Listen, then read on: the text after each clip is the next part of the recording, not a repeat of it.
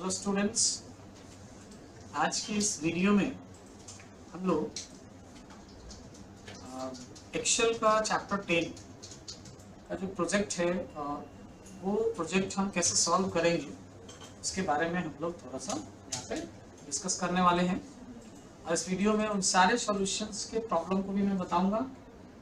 As it is बिल्कुल ऐसा ही आप अपना जो प्रोजेक्ट होगा वर्क होगा वो कंप्लीट करेंगे।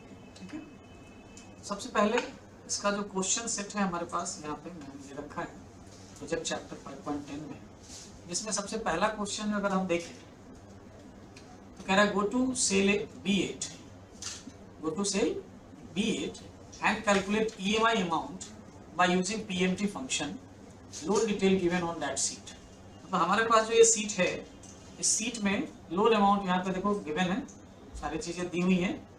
और B8 यानी इस सेल में EMI वैल्यू के नीचे इस सेल में आके हमें ना इसका EMI कैलकुलेट करना है PMT फंक्शन के थ्रू। जैसा कि उसने क्लियर कर दिया क्वेश्चन में कि आपको PMT फंक्शन ही यूज करना है। अगर क्वेश्चन में क्लियर नहीं भी होता तो आपको अगर EMI कैलकुलेट करना हो तो EMI मतलब easy monthly instalment. Monthly instalment पता करने के लिए हम लोग पर मंथ फॉर्मूला यूज करते हैं यानी कि PMT। तो चलिए यूज करते हैं हम लोग यहाँ पे PMT फॉर्मूला। तो सबसे पहले is equal PMT bracket open, और इसमें सबसे पहले हमें लेना होता है क्या, रेट। तो रेट यहाँ पे दिया हुआ है 13.50% पर ईयर। ये जो रेट है वो पर ईयर का है। ठीक है, तो ये और ये जो इंस्टॉलमेंट है, रीपेमेंट टर्म जो है हमारा वो 9 इंस्टॉलमेंट यानी 9 मंथ्स के लिए ही है लोन हमारा। तो ये ऑलरेडी ये मंथ्स में दिया हुआ है और ये जो इंटरेस्ट रेट है वो ईयर में है और टर्म जो है वो मंथ में है।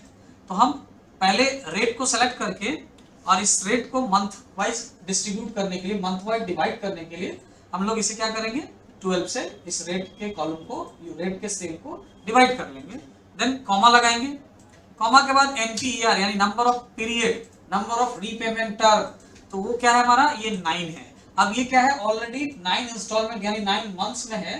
तो इसको एज इट इज इस सेल को हम सेलेक्ट करेंगे और छोड़ देंगे। अगर ये पीरियड ईयर में होता तो हम लोग यहाँ क्या करते हैं, इस सेल को 12 से मल्टीप्लाई कर देते। लेकिन यहाँ नहीं करना, कॉमा लगाना है।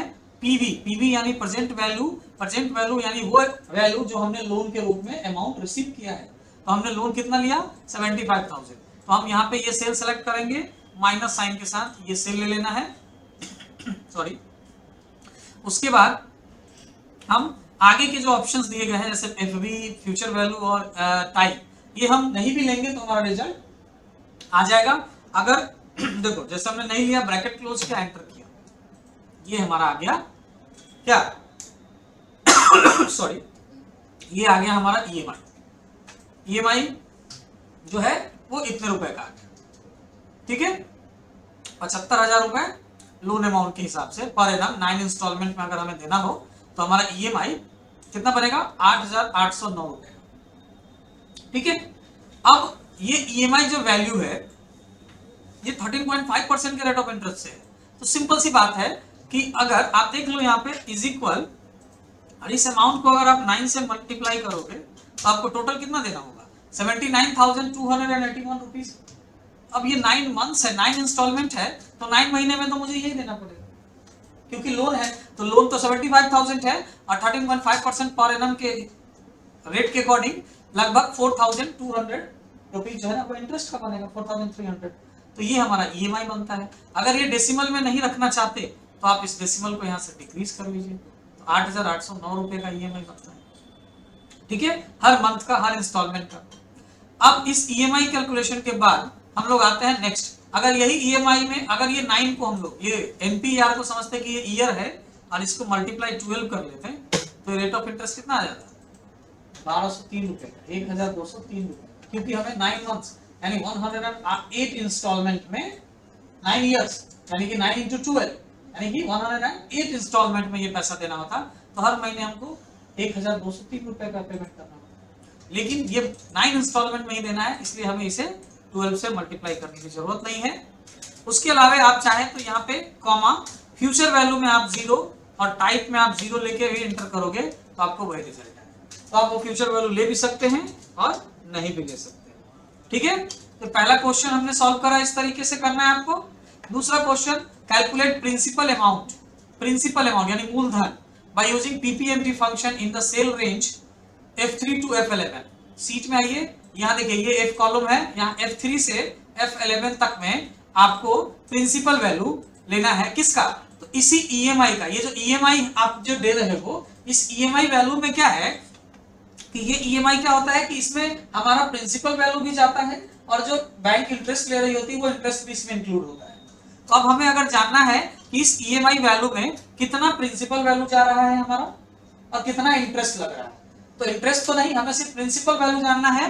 तो हम पीपीएमटी फंक्शन के थ्रू यहाँ अप्लाई करेंगे। तो हर एक पीरियड का, जैसे first period, second period, third, total 9 instalment, यानी फर्स्ट इंस्टॉलमेंट से लेके 9 इंस्टॉलमेंट तक, 9th इंस्टॉलमेंट तक हर इंस्टॉलमेंट में कितना प्रिंसिपल वैल्यू हम पे कर रहे हैं ना, वो यहाँ पे हम पीपीएमटी फंक्शन के थ्रू निकालेंगे।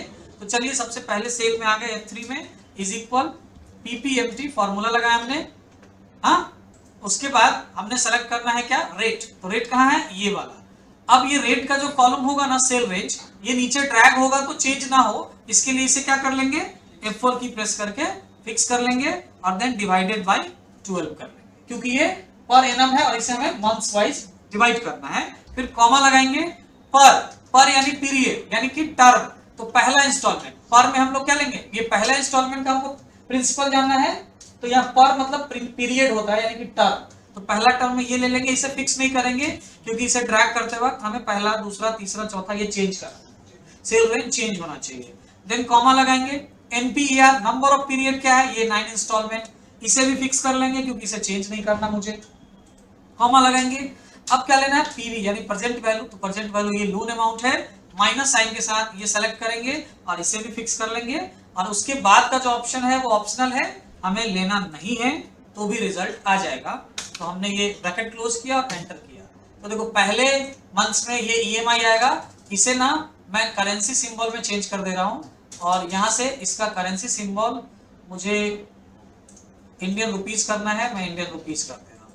चेंज करके नंबर फॉर्मेटिंग में जाके इंडियन रुपीस एक बार चेंज कर लूं, फिर हम लोग बार बार इसे यूज कर सकते हैं।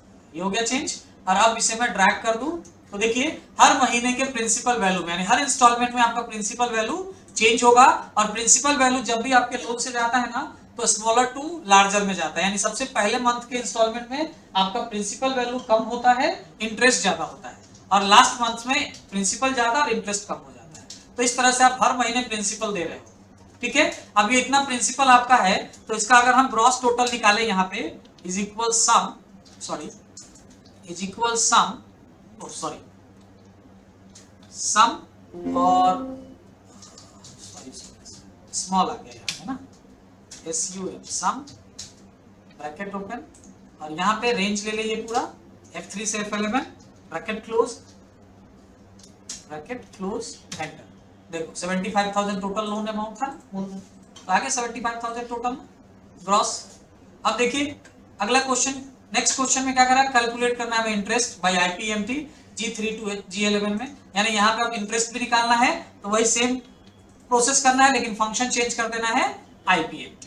अब आपके इस EMI में प्रिंसिपल तो इतना दे रहा है लेकिन इंटरेस्ट कितना ले रहा है बैंक हर महीने, ताकि वो EMI 8,809 का हो रहा है। तो इसके लिए IPMT इसमें भी रेट में ये रेट ले लेंगे और इसे पहले F4 की प्रेस करके फिक्स करेंगे डिवाइडेड बाय 12 कॉमा, पर में ये वाला पीरियड, फिर कॉमा, और NPR में ये वाला इसे फिक्स करेंगे कॉमा, ये टर्म ले लिया। अब हमें PV में माइनस साइन के साथ ये प्रेजेंट वैल्यू, इसे भी फिक्स करके bracket close and then enter.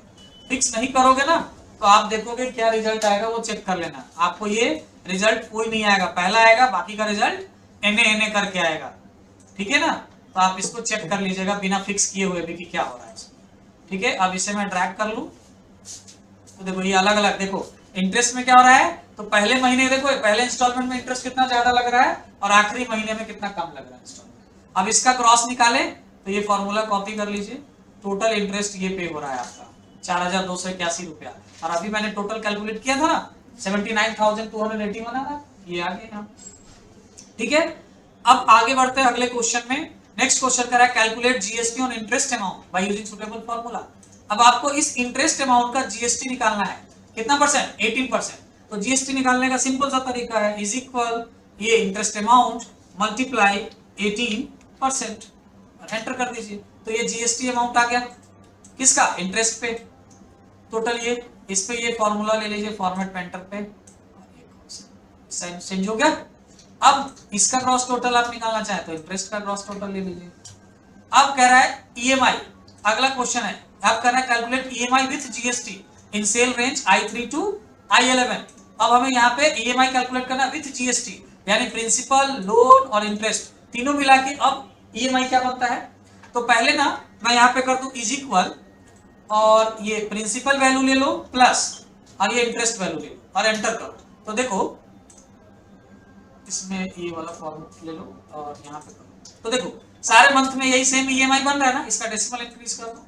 देखो ये सेम ईएमआई आ रहा है ना, कब रेट प्रिंसिपल और इंटरेस्ट को जोड़ने के बाद, यानी हर मंथ ईएमआई सेम, लेकिन प्रिंसिपल और इंटरेस्ट वैल्यू क्या हो रहा है, हर महीने चेंज हो रहा है। अब ये मुझे ईएमआई जो है ना वो प्रिंसिपल और इंटरेस्ट का नहीं चाहिए, इसमें जीएसटी भी इंक्लूड होना चाहिए। तो इसमें क्या कर लेंगे, F3 प्लस G3 प्लस ये IH3, ये जीएसटी अमाउंट भी ले लेंगे एंड देन देखो जीएसटी के बाद चेंज होके ईएमआई ये आ जाएगा और हर महीने का ईएमआई फिर क्या हो जाएगा, डिफरेंट डिफरेंट आ जाएगा। ठीक है, इस तरीके से आप यहाँ पे निकाल सकते हो। यहाँ पे ग्रॉस टोटल कर लीजिए। देखिए आपको जीएसटी के साथ 80,000 पेमेंट करना होगा और अगर इसमें से ये जीएसटी हटा दें और उसके बाद करें तो देखो टोटल 79,281 रुपीज एंड 67 पैसे, यानी इन दोनों का टोटल ये यहाँ पे करना है ना। तो इस तरीके से आपका कैलकुलेशन होता है, आप जैसे चाहे यहाँ जीएसटी के साथ करना है तो जीएसटी लीजिए, डन कीजिए। Okay, next question. अब आगे क्वेश्चन हमें कह रहा है you are planning to get 7 lakh after 2 years। आप ऐसा प्लान कर रहे हो कि 2 साल के बाद आपको 7 लाख रुपए चाहिए। ठीक है, इसके लिए bank will provide 7.5% interest per year. Bank से आप गए बात कर रहे हैं तो बैंक बोला ठीक है आप पैसा कुछ डिपॉजिट कीजिए, आपको हम क्या करेंगे 7.5% पर एनम का इंटरेस्ट देंगे, यानी ईयरली इंटरेस्ट देंगे। ठीक है, how much you need to invest now. तो आप अभी एट प्रेजेंट कितना इन्वेस्ट करोगे कि 2 साल के बाद आपको 7 लाख रुपीस मिलेगा, यानी फ्यूचर वैल्यू आपको 7 लाख रुपए चाहिए। तो प्रेजेंट वैल्यू यानी अभी आप कितना इन्वेस्ट करोगे कि फ्यूचर में यानी 2 साल के बाद आपको 7 लाख रुपए मिल जाएंगे, 7 लाख। तो अभी के वैल्यू के लिए प्रेजेंट वैल्यू यानी हमें यहाँ पे यूज करना होगा क्या, पीवी फॉर्मूला। और यहाँ पे ये मेंशन भी किया कि आपको B8 कॉलम में जाके, B8 सेल में जाके और पीवी फॉर्मूला से इसको कैलकुलेट कीजिए। मेंशन है क्वेश्चन में कि फॉर्मूला पीवी ही लगाना है। ठीक है, तो B8 फ्यूचर वैल्यू कैलकुलेट करना नहीं है, हमें क्या कैलकुलेट करना है यहाँ पे, प्रेजेंट वैल्यू। तो यहाँ पे ना फ्यूचर को चेंज कर दीजिए किसमें, प्रेजेंट। अब यहाँ पे पीवी फॉर्मूला लगाइए, is equal PV bracket open. सबसे पहले रेट पूछ रहा है, तो रेट क्वेश्चन में क्या मेंशन है 7.5%, और ये पर एनम है और हमें 2 साल के लिए जमा करना है, तो यहाँ ले लीजिए 7.5%। आइए ईयरली ही लेना है हमें, तो कॉमा लगाइए, इसमें डिवाइड वगैरह नहीं करना। और उसके बाद पूछ रहा है एनपीआर, एनपीआर कितना है 2 years, तो यहाँ डायरेक्ट 2 टाइप कीजिए, इसको 12 से मल्टीप्लाई नहीं करना, कॉमा लगाइए। पीएमटी का मतलब होता है कि आप हर पर मंथ, यानी आप मंथली इंस्टॉलमेंट कर रहे हैं, क्वार्टरली कर रहे हैं क्या, तो ऐसा कुछ भी नहीं करना है। तो इसके लिए आप चाहें तो यहाँ 0 मेंशन कर सकते हैं। ठीक है, पीएमटी अगर आप कुछ नहीं दे रहे तो 0, या फिर आप बिना कुछ दिए अगर आप चाहते हो पीएमटी हम ब्लैंक रखें, 0 भी नहीं दे रहे हैं, ब्लैंक है, तो आप यहाँ पे क्या करो पीएमटी को स्किप कर जाओ और एक और कॉमा यहाँ पे सेपरेट कर दो। ठीक है, देन उसके बाद पीएमटी यहाँ पे हो गया इस कॉमा के अंदर, यानी कुछ नहीं। उसके बाद एफबी फ्यूचर वैल्यू, तो फ्यूचर में आपको कितना का प्लान है, आपका फ्यूचर में प्लान है मेरा कितने का 7 लाख का, तो हम यहाँ पे फ्यूचर वैल्यू के जगह पे क्या ले लेंगे 7 लाख, 7 लाख, ये 70 लाख, 7 लाख। और उसके बाद टाइप नहीं लेना है, यहाँ पे comma bracket close and then enter.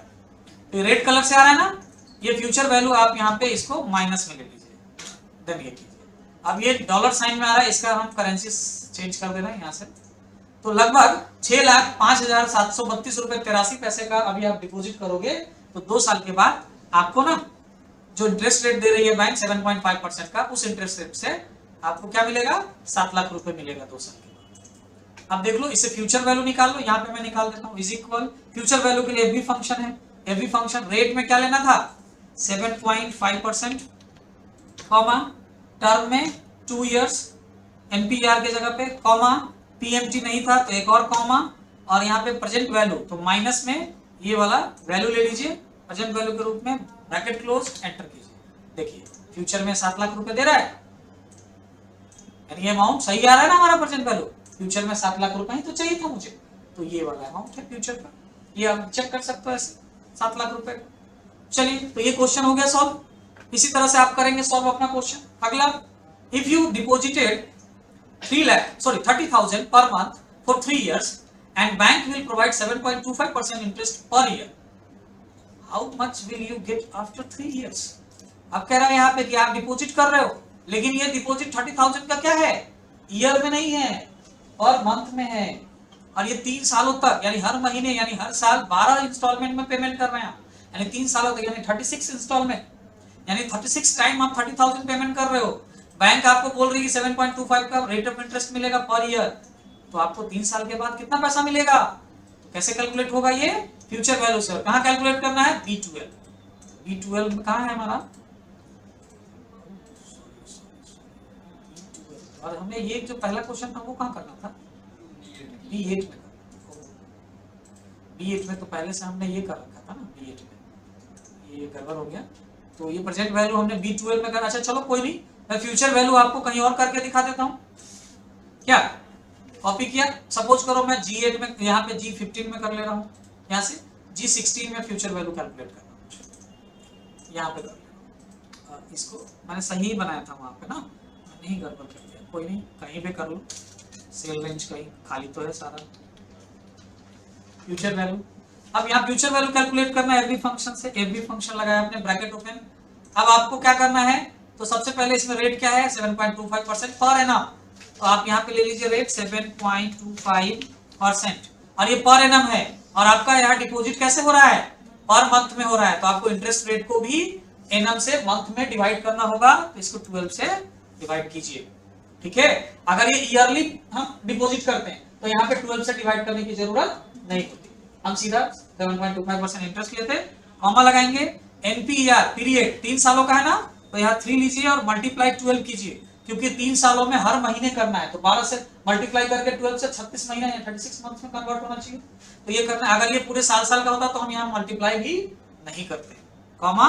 अब लेता है पीएमटी, पीएमटी यानी पर मंथ आप कितना जमा कर रहे हैं, तो बिल्कुल पीएमटी तो वैल्यू हम दे रहे हैं, तो पीएमटी वैल्यू कितना दे रहे हैं, 30,000 का, तो हमने यहाँ पे ले लेना है पीएमटी के जगह पे 30,000 हो गया, ये कॉमा लगाइए।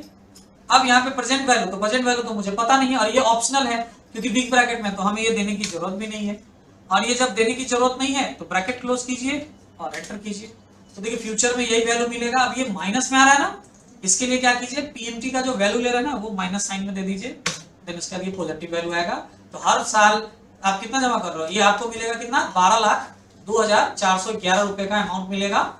ऐसे भी जोड़ लो, अगर आप 30,000 पर मंथ जमा करते हो तो आप हर साल कितना जमा कर रहे हो, तो इज इक्वल 30,000 इंटू 12, थोड़ा सिस्टम स्लो काम कर रहा है, तो देखो 3,60,000 रुपए हर साल जमा कर रहे हो, तो 3 सालों में कितना जमा हो जाएगा, 3,60,000 मल्टीप्लाई 3, यानी लगभग आप जमा कर दोगे 10,80,000 रुपए, और आपको जो 7.25 का इंटरेस्ट मिल रहा है तो 12 लाख तो हो ही जाएगा ना 3 साल, और वो मंथली में डिवाइड करना है, लेकिन ईयरली वो कैलकुलेट होकर कंपाउंडेड होकर आएगा, तो ये आ रहा है टोटल डिपॉजिट, तो इंटरेस्ट के साथ तो ये सही है फ्यूचर वैल्यू।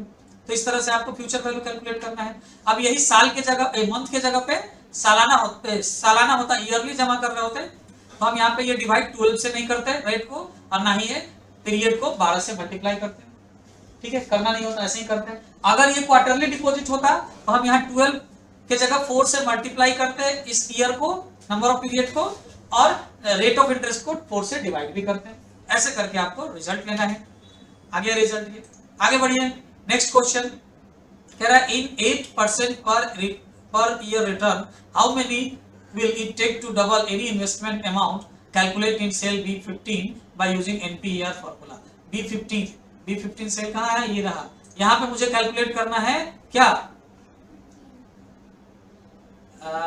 एनपीआर फॉर्मूला लगाना है, how many will it take to double, मतलब कोई अमाउंट, कोई भी एक अमाउंट है आप इन्वेस्ट कर रहे हो, सपोज करो एक्स अमाउंट, अब एक्स अमाउंट में कुछ भी हो सकता है, 100, 1000, 1 लाख, कुछ भी हो सकता है अमाउंट, तो वो अमाउंट आपको कितने दिन में डबल होगा, कितना पीरियड, मतलब नंबर ऑफ ईयर बताना है या नंबर ऑफ मंथ्स बता सकते हो आप, कितने दिन में वो जो है वो डबल हो जाएगा अगर बैंक मुझे 8% का इंटरेस्ट रेट देती है तो।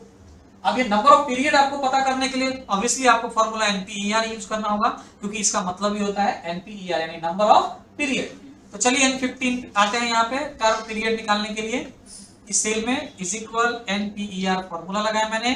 अब सबसे पहले यहाँ पे रेट देना है, तो रेट क्या है 8%, आप 8% यहाँ पे ले लीजिए, कॉमा लगाइए, क्योंकि ये रेट ऑफ इंटरेस्ट ईयरली है और मुझे पीरियड भी ईयरली चाहिए, तो हम यहाँ पे डायरेक्ट कॉमा लगाएंगे, 12 से डिवाइड करने की जरूरत नहीं है। फिर उसके बाद पीएमटी यानी पर मंथ हम कितना जमा कर रहे हैं, तो मुझे यहाँ हर महीने जमा नहीं करना, मुझे कोई एक फिक्स्ड अमाउंट एक बार ही जमा करना है, यानी पीएमटी है नहीं, तो एक बार और कॉमा लगा के इस पीएमटी को स्किप कर जाएंगे। उसके बाद आपसे पूछ रहा है पीवी, प्रेजेंट वैल्यू, यानी अभी आप कितना एक टाइम 1 इंस्टॉलमेंट कितना जमा कर रहे हैं, तो सपोज करो मैं 5000 जमा कर रहा हूँ, तो मैं 5000 ले लूंगा, कॉमा लगाऊंगा।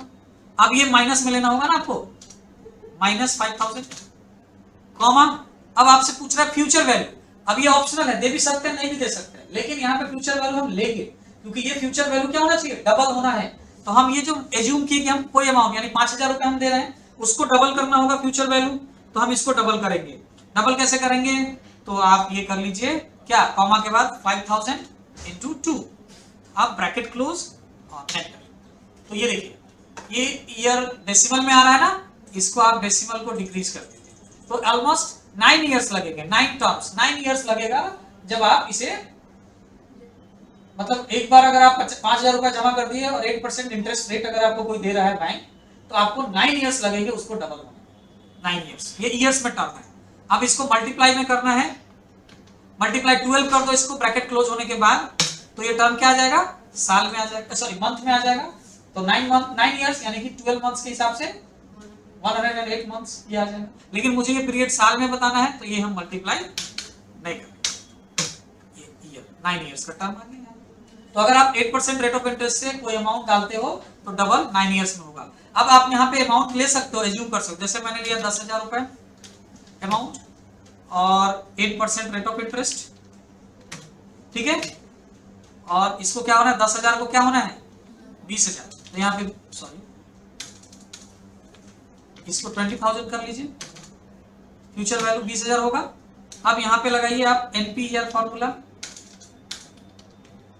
रेट में ये वाला रेट ले लीजिए, सेल कॉमा पीएमटी के जगह पे स्किप कर जाइए एक और कॉमा लगा के, फिर आप क्या लेंगे पीवी, तो पीवी कौन सा है, पीवी हमारा ये है, अभी हम 10,000 जमा करेंगे, कॉमा फ्यूचर में क्या मिलेगा मुझे 20,000 डबल होके, तो ये वाला सेल ले लीजिए, ब्रैकेट क्लोज एंटर। तो देखिए सेम वही रिजल्ट आया क्या, 9 इयर्स में डबल होगा, ठीक है। तो इस तरह से ये एनपीआर ये फंक्शन भी हो गया। नेक्स्ट एंड लास्ट क्वेश्चन है हमारा, if you want to double your investment amount in 9 years, what should be the per year interest rate, calculate in cell B18 by using rate formula. अब कह रहा है कि 9 इयर्स में कोई amount आप डबल करना चाहते हो 9 सालों में, तो कोई भी अमाउंट, तो कितने साल लगेंगे उसको डबल होने में, ये कैलकुलेट कीजिए। तो अभी तो हमने किया 8% तो मिलेगा हमको, 8% से करेंगे तो 9 इयर्स में डबल होगा। अब 9 साल के लिए कर रहे हैं तो रेट पूछ रहा है, तो रेट तो 8% आएगा ही, लेकिन कैसे आएगा, तो रेट फॉर्मूला से कैलकुलेट कीजिए। चलिए आइए देखते हैं, यहाँ पे मैंने करना है इज इक्वल रेट, अब एनपीआर नंबर ऑफ पीरियड क्या दिया 9 साल, तो आप यहाँ पे डायरेक्ट टाइप कीजिए 9 कॉमा, पीएमटी नहीं है पर मंथ, तो कॉमा, फिर पीवी प्रेजेंट वैल्यू तो माइनस में ले लीजिए 5,000, कोई भी ले सकते, 50,000 रहने दीजिए कोई दिक्कत नहीं, फिर कॉमा लगाइए, और फ्यूचर वैल्यू ये क्या हो जाएगा, तो 50,000 1 लाख हो जाएगा, तो हम डायरेक्ट यहाँ 1 लाख भी टाइप कर सकते हैं, या फिर हम यहाँ पे 50,000 इंटू 2 भी टाइप कर सकते हैं, या इसकी जगह पे अब ब्रैकेट क्लोज कीजिए एंटर कीजिए, तो देखो 8% रेट ऑफ इंटरेस्ट है। ये मैंने पहले से सेल का जो नंबर फॉर्मेट है ना वो परसेंट में चेंज कर रखा था, इसलिए 8% आया, अगर आप चेंज नहीं करोगे तो भी आएगा ही, ठीक है। अब इसमें देखो ये जो मैंने यहाँ पे 50,000 इंटू 2 किया, यहाँ पे आप डायरेक्ट 1 लाख कर दो, तब भी रिजल्ट क्या आएगा, सेम आएगा। और यही चीज आप इस पे अप्लाई कर सकते हो, ये कॉपी कर लो यहाँ से यहाँ तक और यहाँ पे ले लो टेस्ट। अब इसमें से ये रेट हटा दो और इसको 9 कर दो, मतलब 9 ईयर्स है, डबल होना है 10,000 का, तो इज इक्वल रेट हमारा पहले एनपीआर ये 9 ईयर्स कॉमा, पीएमजी नहीं है तो एक और कॉमा, उसके बाद क्या लेना है पीवी, तो पीवी यानी ये 10,000 तो माइनस साइन के साथ ये सेल कॉमा, और मुझे क्या करना है इसे डबल यानी फ्यूचर वैल्यू में ये वाला सेल कहाँ गया, ये 20,000 वाला G20 है ना, ये 20,000। अब ये ब्रैकेट क्लोज कीजिए, एंटर कीजिए, देखो आ गया रेट ऑफ इंटरेस्ट। तो इस तरीके से हम लोग आप लोग अपना प्रोजेक्ट इस तरीके से ही आप सॉल्व कर सकते हैं। ठीक है, हो गया? प्रैक्टिस कीजिए और अच्छे से कीजिए, बिल्कुल इजी से स्टेप फॉलो किया गया है, सारे क्वेश्चंस में तो बता दिया गया कि आपको कहां कौन सा फॉर्मूला लगाना है। ठीक है, प्रैक्टिस कीजिए, अपने प्रोजेक्ट को इसी तरह से बनाएंगे। ठीक है, ओके, थैंक यू।